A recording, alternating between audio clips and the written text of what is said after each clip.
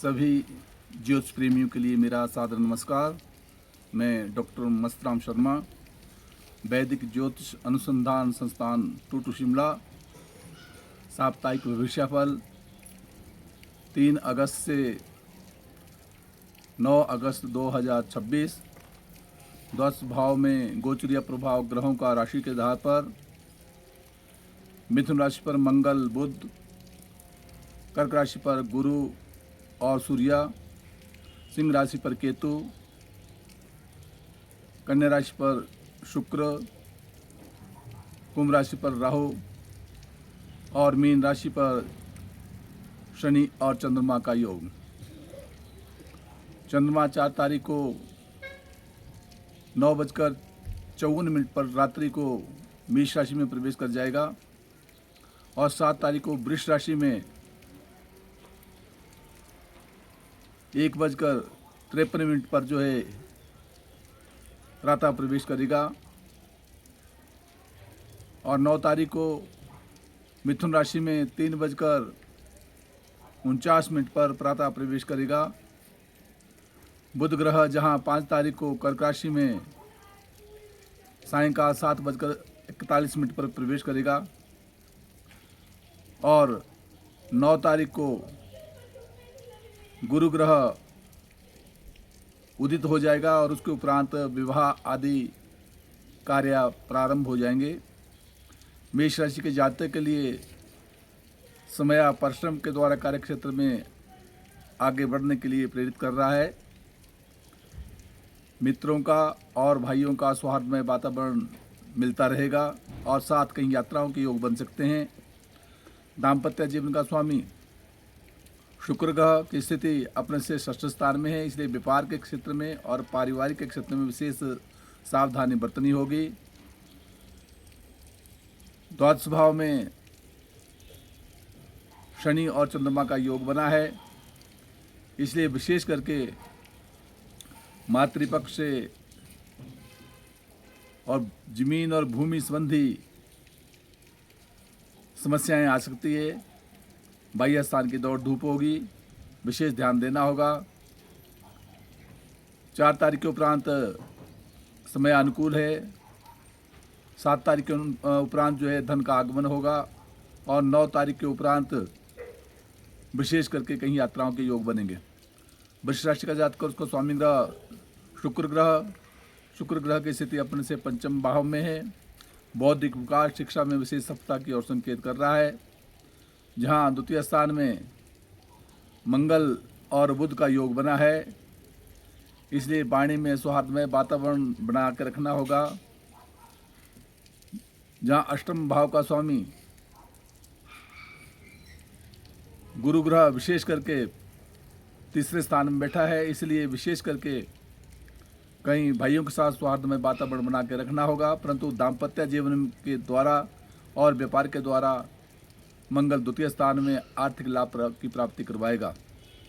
चंद्रमा राजपक्ष से मान सम्मान और उसके उपरांत जब ये चंद्रमा मेष राशि में 4 तारीख को प्रवेश कर जाएगा तो 2 दिन के लिए विशेष बाह्य स्थान की दौड़ धूप से बचना होगा। ब्याह होने की संभावना बनती है। उपरांत 7 तारीख के उपरांत जो है विशेष करके धन का आगमन होगा और 9 तारीख के उपरांत पुनः यात्रा के योग भी बन सकते हैं। मिथुन राशि का जातक और उसका स्वामी ग्रह बुध ग्रह स्वगृह होकर राशि पर विराजमान है, इसलिए मान सम्मान प्रतिष्ठा को प्रदान करता है। वहाँ दाम्पत्य जीवन का स्वामी गुरु ग्रह अपने से द्वितीय भाव में, इसलिए व्यापार और पारिवारिक के क्षेत्र से आर्थिक लाभ की ओर अग्रसित होंगे। जहाँ चंद्रमा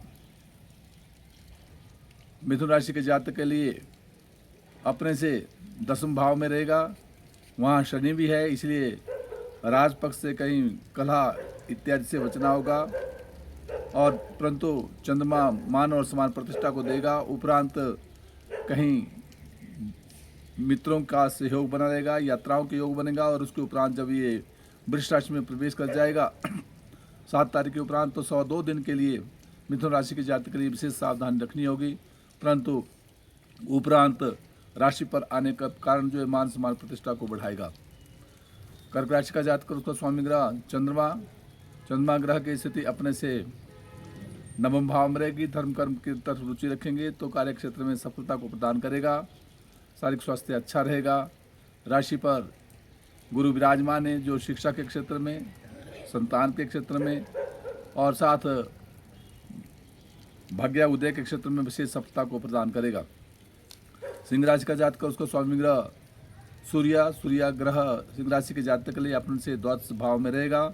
बाह्य स्थान की दौड़ धूप रहेगी, व्यय होने की संभावना बनेगी। राशि पर केतु होने के कारण जो है क्रोध इत्यादि पर जो है नियंत्रण रखना होगा। और दाम्पत्य जीवन का स्वामी शनि की स्थिति अपने से अष्टम रहेगी, इसलिए पारिवारिक के जीवन में और व्यापार के जीवन में कुछ उलझनों के साथ विशेष करके सावधानी से आगे बढ़ना होगा।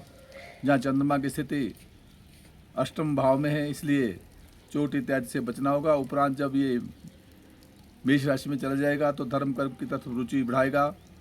4 तारीख के उपरांत और 7 तारीख के उपरांत विशेष करके राजपक्ष से मान सम्मान प्रतिष्ठा को देगा। और उसके उपरांत यात्राओं के योग भी बन सकते हैं।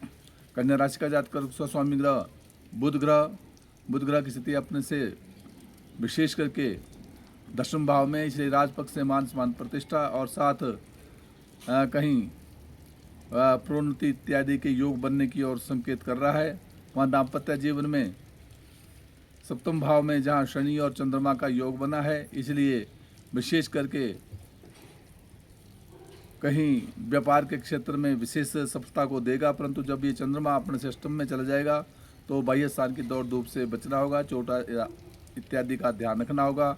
उपरांत धर्म कर्म की तरफ रुचि बढ़ाएगा और उसके उपरांत राजपक्ष से मान सम्मान प्रतिष्ठा को भी देगा। तुला राशि का जातक, उसको स्वामी ग्रह शुक्र ग्रह की स्थिति अपने से द्वादश भाव में रहेगी। विशेष करके शरीर पर व्याय होने की संभावना बनती है, इसलिए रोग इत्यादि से सावधानी रखनी होगी। जहाँ दाम्पत्य जीवन का स्वामी मंगल ग्रह की स्थिति अपने से नवम भाव में है, धर्म कर्म की तरफ रुचि रखेंगे तो मान सम्मान और प्रतिष्ठा बढ़ती जाएगी। तुला राशि के जातक के लिए समय बहुत अनुकूल अच्छा चला है, क्योंकि यह चंद्रमा जो गुरु है अपने से दसम स्थान में रहेगा। दसम स्थान में राजपक्ष से प्रवृत्ति के योग, नौकरी का लाभ और साथ कहीं जमीन जायदाद के संदर्भ में थोड़ा वाद विवाद हो सकता है। परंतु शिक्षा के क्षेत्र में विशेष सफलता मिलेगी। वृश्चिक राशि का जातक, उसको स्वामी ग्रह मंगल ग्रह की स्थिति अपने से विशेष करके अष्टम स्थान में रहेगी, इसलिए वृश्चिक राशि के जातक के लिए शरीर संबंधी विशेष सावधानी रखनी होगी। और साथ दाम्पत्य जीवन का स्वामी जो शुक्र ग्रह है, शुक्र ग्रह की स्थिति अपने से एकादश स्थान में रहेगी, इसलिए पारिवारिक के क्षेत्र में और व्यापार से विशेष सफलता की ओर संकेत करता है। जहां चंद्रमा की स्थिति बनी हुई है, चंद्रमा वृश्चिक राशि के जातक के लिए अपने से पंचम भाव में रहेगा, बौद्धिक विकास करवाएगा। और जब ये 4 तारीख को षष्ठ स्थान में चल जाएगा तो रोग इत्यादि से सावधानी रखनी होगी। और जब ये तुला अपने से सप्तम भाव में जाएगा तो सप्तम भाव में व्यापार और दाम्पत्य जीवन में विशेष सफलता को प्रदान करवाएगा। परंतु 9 तारीख के उपरांत 2 दिन के लिए वृश्चिक राशि के जातक के लिए चंद्रमा के कारण कुछ उलझने आ सकती है, बाह्य स्थान की दौड़ धूप हो सकती है, उनसे सावधानी रखनी होगी। धनुराशि का जातक, उसका स्वामी ग्रह गुरु ग्रह की स्थिति अपने से अष्टम स्थान में है, इसलिए मान सम्मान और प्रतिष्ठा मिलेगी। परंतु अष्टम स्थान में कदापि मानसिक क्रोध से बचना होगा। जहाँ दाम्पत्य जीवन का स्वामी बुध ग्रह अपने ही घर में सप्तम भाव में बैठा है और साथ व्यापार के क्षेत्र में और पारिवारिक के क्षेत्र में विशेष सफलता को संकेत कर रहा है। वहाँ विशेष करके जहाँ चंद्रमा की स्थिति बनी हुई है, चंद्रमा अपने से चतुर्थ स्थान में है जो कि शनि के साथ बैठा है, इसलिए भूमि संबंधी वाद विवाद से बचना होगा और मातृ कष्ट को प्रदान करता है, विशेष ध्यान देना होगा। इस प्रकार से चंद्रमा का मंत्र का जाप करते रहे तो माता के लिए सुखदायक रहेगा। मकर राशि का जातक, उसका स्वामी ग्रह शनि ग्रह की स्थिति अपने से तीसरे स्थान में, परिश्रम के घर में आइयों के साथ सौहार्दमय वातावरण बना के रखना होगा। और जहाँ दाम्पत्य जीवन में गुरु ग्रह है जो पूर्ण दृष्टि से अपने से अपने एकादश स्थान को भी देख रहा है और उधर से विशेष करके तृतीय स्थान को भी देख रहा है। तो इसलिए परिश्रम के द्वारा कार्य क्षेत्र में आगे बढ़ेंगे। जहाँ चंद्रमा मकर राशि के जातक के लिए कहीं यात्राओं के योग बना रहा है, उपरांत कहीं भूमि संबंधी लाभ देगा और उसके उपरांत शिक्षा में सुधार आएगा, संतान से पक्ष से सुख मिलेगा और वो उपरांत कहीं शारीरिक स्वास्थ्य का भी ध्यान रखना होगा। कुंभ राशि का जातक और उसका स्वामी ग्रह शनि अपने से दूसरे स्थान में परिश्रम के द्वारा आर्थिक लाभ की ओर संकेत कर रहा है। राशि पर राहु और सप्तम भाव में केतु होने के कारण जो है पारिवारिक और दाम्पत्य जीवन में कलह इत्यादि से बचना होगा। जहाँ चंद्रमा आर्थिक लाभ देगा, उपरांत कहीं यात्राओं के योग बनेंगे और उसके उपरांत भूमि संबंधी लाभ को भी प्रदान करता है। मीन राशि का जातक उसका स्वामी ग्रह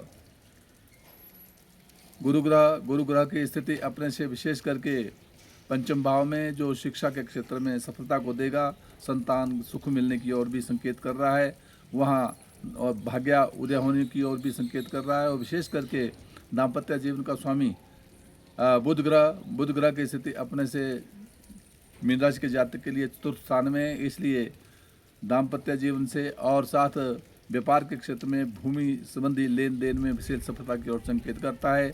जिन जिन भाव का जो स्वामी बनता है उन भाव के स्वामी का मंत्र जाप करते रहे, हित कर रहेगा। जय हिमाचल, जय भारत।